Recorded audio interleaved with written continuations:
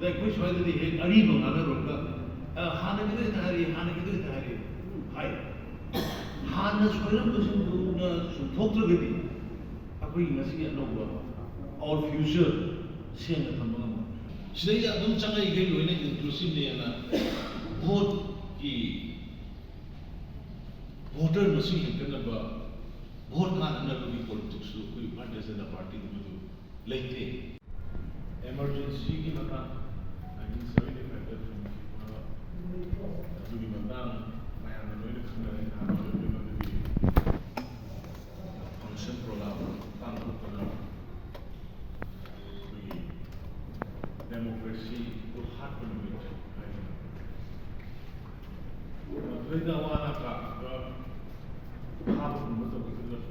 Being like women who sticky, Itara, Mataka,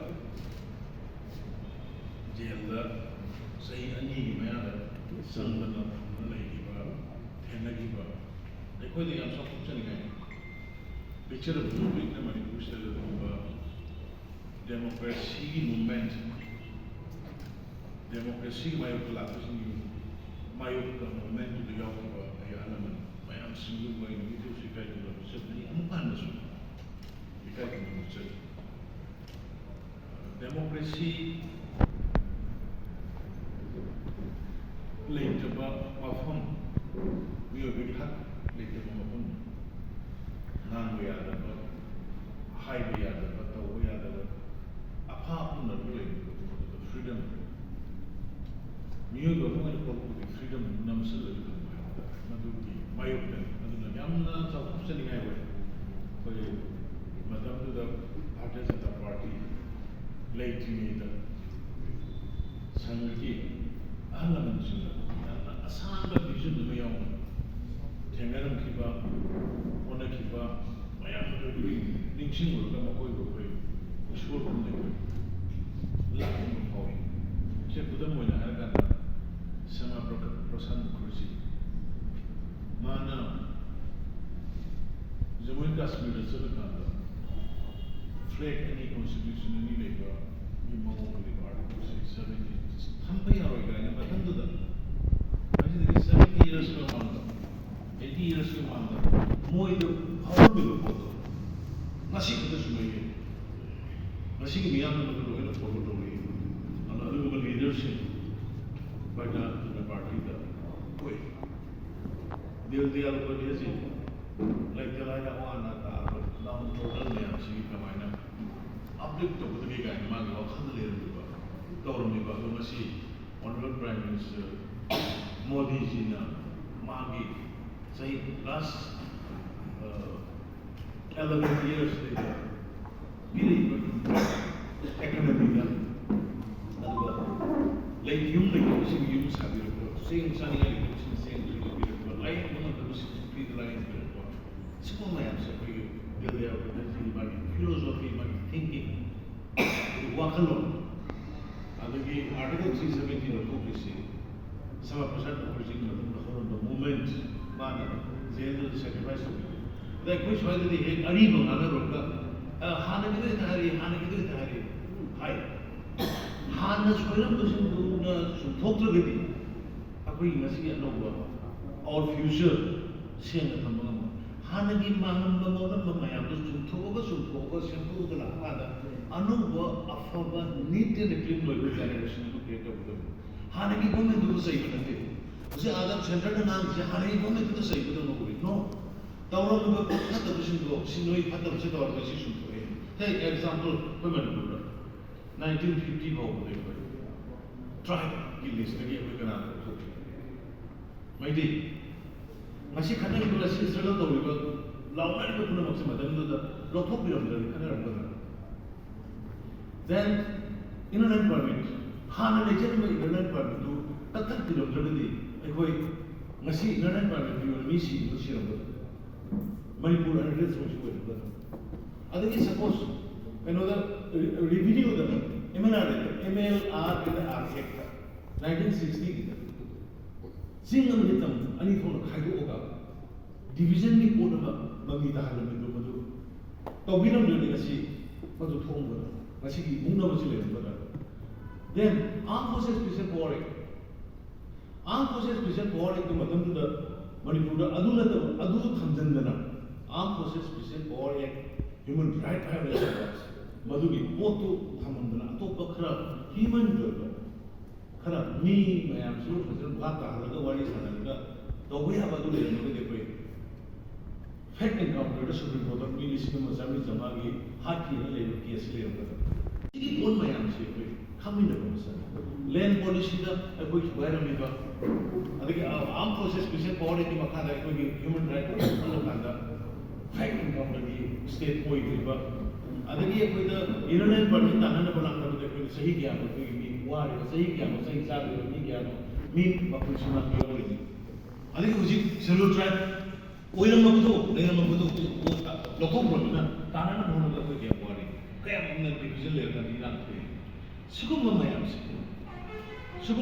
si ꯑꯩꯈꯣꯏꯒꯤ ꯉꯁꯤꯒꯤ ꯃꯤꯔꯣꯟꯅ ꯆꯨꯝꯊꯣꯛꯄ ꯆꯪꯉꯦ ꯑꯗꯨ ꯆꯨꯝꯊꯣꯔꯛꯄꯗꯨꯅꯤ ꯃꯅꯤꯄꯨꯔꯗ ꯍꯧꯖꯤꯛ ꯂꯥꯡꯉꯤꯁꯦ ꯁꯨꯝꯅ ꯍꯥꯟꯅꯒꯤ ꯁꯤ ꯃꯌꯥꯝꯁꯦ ꯑꯗꯨꯝ ꯀꯩꯝꯇ ꯎꯗꯅ ꯇꯨꯃꯤꯟꯅ ꯂꯩꯔꯝꯃꯒꯗꯤ ꯑꯩꯈꯣꯏ ꯂꯥꯡꯉꯝꯃꯣꯏ ꯑꯄꯣꯝꯕ ꯑꯃꯈꯛ ꯄꯣꯝꯃꯤꯕꯗꯣ ꯀꯦꯟꯁꯔ ꯇꯥꯗꯅꯕ ꯐꯠꯇꯕ ꯇꯧꯅꯕ ꯅꯥꯏꯕ ꯎꯕꯒꯤ ꯆꯩꯅꯥꯗꯨꯅꯤ ꯑꯩꯈꯣꯏꯅ ꯉꯁꯤ ꯈꯪꯉꯤꯁꯦ ꯁꯤꯒꯤ ꯅꯥꯏꯁꯤꯡꯁꯤ ꯐꯖꯅ ꯃꯦꯟꯊꯣꯛꯈ꯭ꯔꯕ ꯃꯇꯨꯡꯗꯗꯤ ꯑꯩꯈꯣꯏ ꯑꯐꯕ ꯍꯛꯆꯥꯡ ꯐꯕ ꯃꯤꯗꯣ ꯑꯣꯏꯗꯣꯏꯅꯤ ꯍꯛꯆꯥꯡ ꯐꯕ ꯑꯐꯕ ꯁ꯭ꯇꯦꯠ ꯑꯣꯏꯗꯣꯏꯅꯤ Kasi Mizoramgi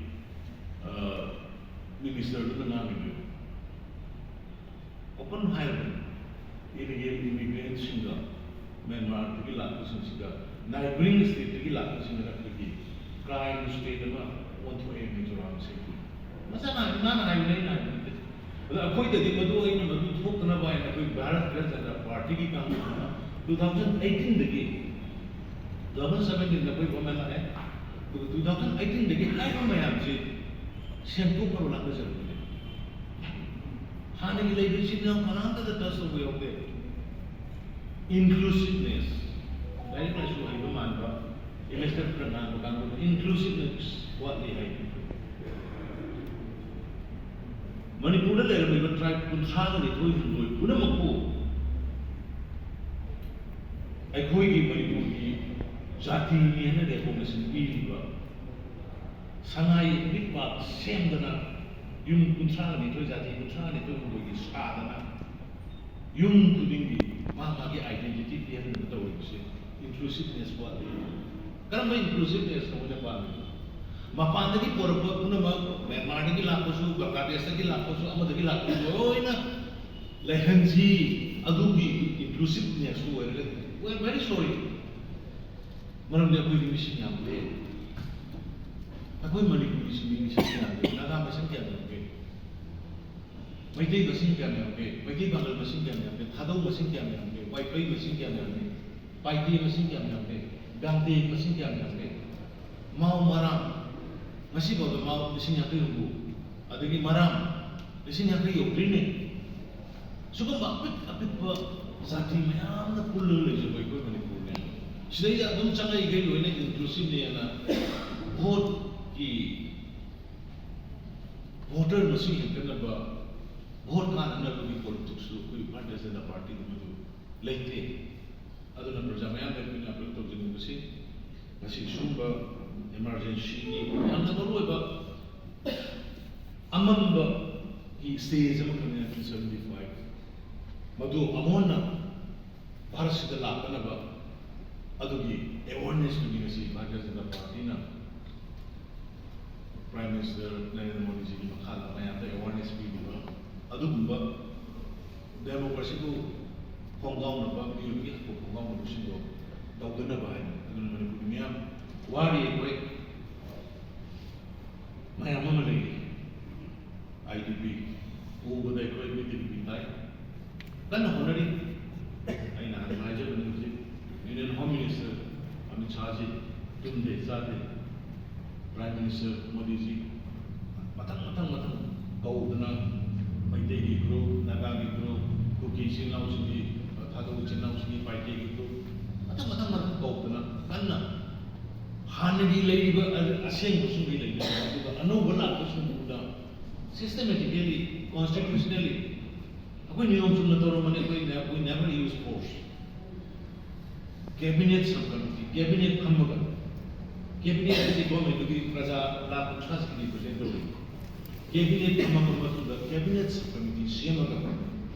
Aduga cabinet subcommittee, Karamba cabinet subcommittee, again now honorable Minister Udirabal, now how keep Kusiaman will Nakadagi, honorable Minister Udirabal, Mamu Yahoo.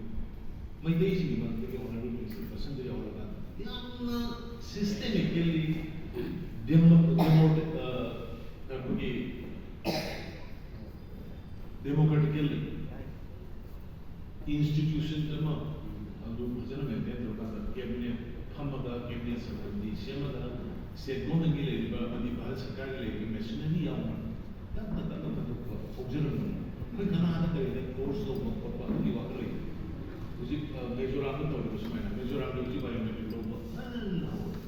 similarly process of Germany and the Bhata going into Iran, Iran, Singapore, Jawab, Yam Tuna, Mama, Mama,